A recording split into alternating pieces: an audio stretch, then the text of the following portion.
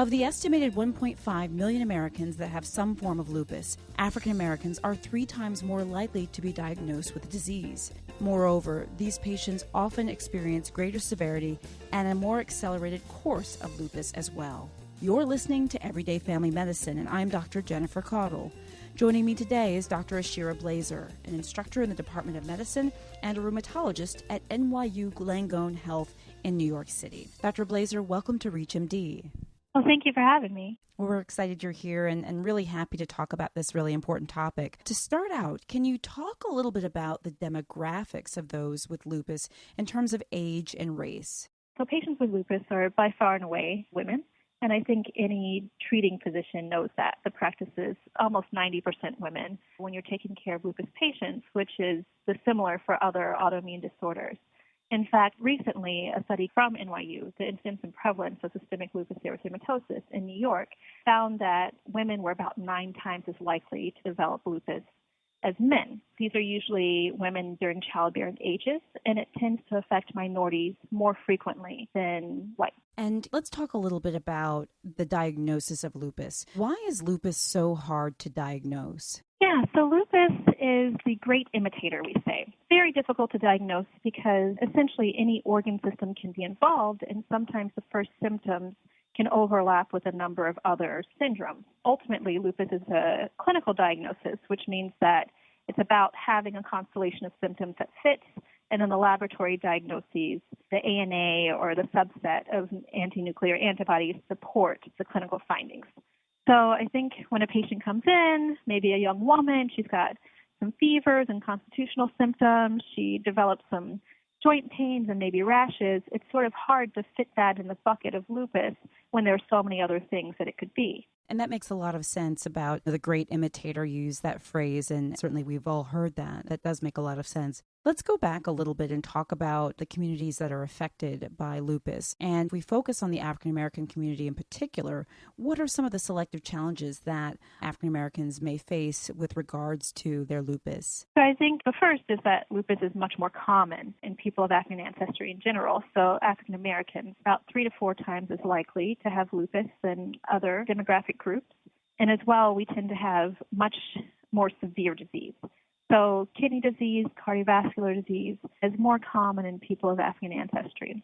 So whereas somebody who presents with milder disease, maybe joint pain or rashes predominantly, might have some time to get that diagnosis, someone of African ancestry who presents with kidney disease from the beginning really needs to get a diagnosis and to get more aggressive therapy early. So if these people are disproportionately affected, then the time to diagnosis disproportionately influences morbidity and mortality. And that makes a lot of sense, too, in terms of the severity, potential severity, and time to diagnosis and the importance of all of that. Moving on to comorbidities, we know that people with lupus have an increased risk for other serious medical conditions, things like hypertension, cardiovascular disease, even end-stage renal disease. Can you explain some of these risks and how they relate to lupus? Sure. So lupus itself can cause a number of these comorbidities, and then people who have lupus can have the comorbidities separate from disease. So it's sort of a way that the disease can influence the person, and what the person brings to the disease can influence how that person does in the end. So kidney disease is very common in lupus. It's something that is responsible for the bulk of morbidity and mortality, especially early in disease. And then later on, we find that people with chronic inflammatory diseases and chronic autoimmune diseases, and lupus is no exception, tend to be at higher risk for developing heart attacks and stroke. And one of the landmark studies in this showed that lupus patients are about 50 times as likely as the general population to have early heart attack and stroke. And people of African ancestry are even double the risk of the general lupus population.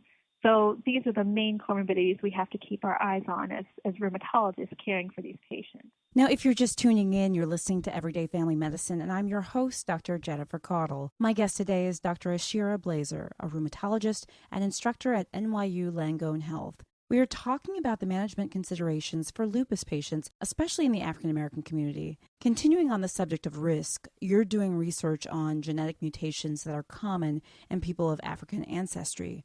What have you found so far? So I study apolipoprotein L1, or for short, ApoL1, genetic mutations.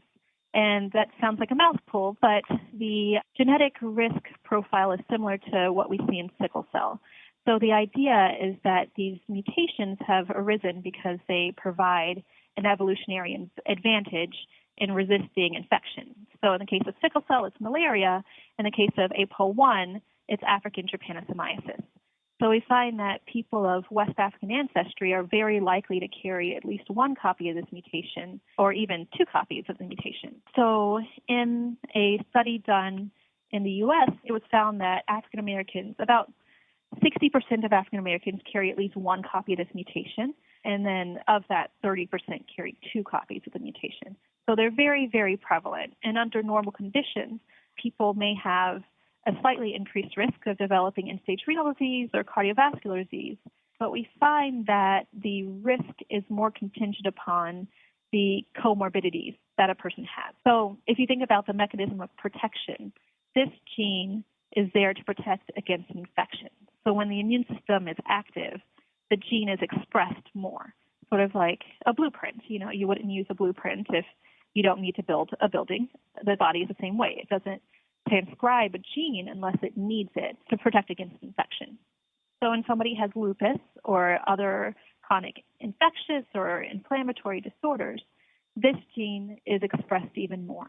And we find that that phenomenon is reflected in the tightness of the association with renal disease and cardiovascular disease. So our lupus patients, for example, who carry these genes are about 7 times as likely to develop prevalent cardiovascular disease, and this happens at early ages. Same is true for renal disease. So patients who have lupus who carry the variants are much more likely to go on to need dialysis or to need a transplant than patients who don't carry the gene. And let's move forward and talk a little bit about treatments for a little bit. What therapies are currently available for lupus patients? What is the scope of therapies that we have? I think this is the most exciting part about the job at this point, because before, a lot of the therapies we had were steroid-based or chemotherapeutic drugs that sort of blanketly affect the immune system. But more recently, there have been a number of biologic therapies that have come out that particularly affect the mechanisms of disease. So one of those drugs, it was the first drug approved for lupus in 50 years, is Benlysta. So that drug affects the ability of B cells to mature and to form these autoreactive B cells, autoreactive white blood cells. So, moving forward, there are a number of drugs in the pipeline. I think in lupus we focus heavily on the soluble mediators, the cytokines that influence disease, and one of the main ones is interferon. So there's a biologic therapy that's coming out that affects the interferon receptor. So we can lower the response to that cytokine and decrease the severity of lupus and treat that way. So that's an example of some of the drugs that are coming down the pipeline. But I think that as we learn more about the pathophysiology of lupus, we are able to even repurpose some of the drugs. So, for example, there's a drug called tofacitinib that we are using in rheumatoid arthritis, but we're finding that a number of the cytokine pathways that are also active in lupus are mediated by the JAK-STAT signaling pathway, intercellular signaling pathway. So that pathway is turned off by tofacitinib, and there are a number of trials looking at that drug in lupus as well. So I think that as the research becomes more specific, as the pathophysiology becomes clearer, we're able to target specific pathways that affect lupus instead of just blanketly suppressing the immune system. And that's actually really exciting, I think. I think it's very exciting to see that the range and the modalities of treatments is becoming expanded. And I think there's a lot of hope on the horizon. What are your thoughts about, as you think about the future of lupus and, what are some of your hopes going down the line for your patients? Oh, absolutely. This is incredibly exciting. And I think as these drug trials are coming out, so many patients are involved that we're able to identify subsets. I think one of the biggest challenges in lupus treatment is that, lupus is such a heterogeneous disease. It's something that can mimic many other disorders because it's something that can affect different organ systems in different patients. And for the longest time, we've been treating lupus patients as if they're all the same. If you have this problem, we'll give Cellcept or we'll give Cytoxin or, without really being able to tease out these differences. And so getting back to the ethnic differences, a number of studies show that people of African ancestry maybe have more of an interferon response. They have more hyperactive B cells. So we're able to look at differences in ethnicity, differences in lupus disease presentation, and determine which drugs work best for which patients. So we're really in an era of personalized medicine in treating lupus. I like that phrase, personalized medicine, because it seems like that's the way that we're going. And I think it's very exciting that people really could possibly get tailored treatments that would hopefully improve outcomes, which is what we want. So very exciting. Dr. Blazer, you've been excellent. And before we close, are there any other takeaways that you wanted to share on this topic? Yeah, I think that, the prognosis in lupus has been such an evolving landscape. Before steroids and dialysis, lupus was very grave and the mortality was incredibly high.